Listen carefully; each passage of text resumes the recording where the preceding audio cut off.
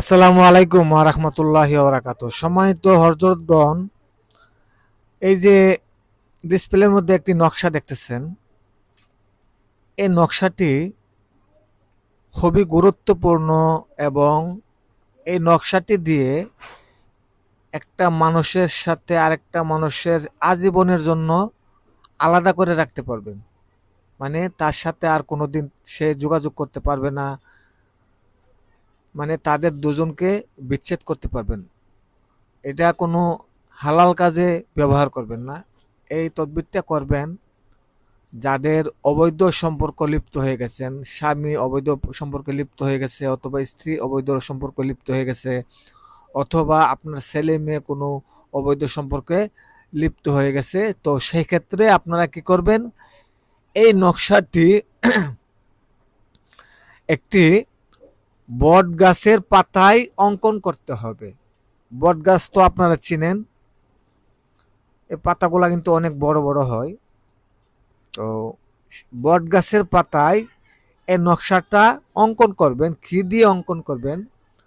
তাহলে আপনারা কি করবেন, করল্লা পাতার পেশন করে এটাকে রস করবেন। রস করে এটার সাথে আপনি একটু জাফরান কালি মিশাবেন।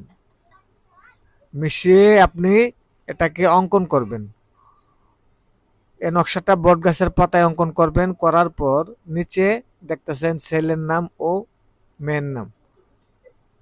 তার ছেলে হলে ছেলের মার নাম দিবেন, মেয়ে ওরও মেয়ের মায়ের নাম দিবেন। বাবার নাম এখানে দিতে হবে না। দেখতে হবে অমুকের সাথে অমুকের বিচ্ছেদ হোক। আপনি নকশাটা যখন অঙ্কন করবেন, অঙ্কনের করার পর এই নকশাটি নিয়ে কোথায় যাবেন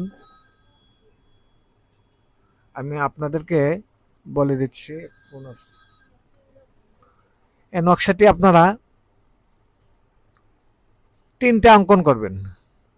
একটি দুজনের যে কোনো একজনের বাড়িতে পুঁতে দিবেন, আরেকটি পুরাতন একটি কবরে পুঁতে দিবেন, আরেকটি নকশা যে পাতার মধ্যে লিখছেন সেই গাছের গোড়ায় পুঁতে দিবেন, বট গাছের গোড়ায় পুঁতে দিবেন।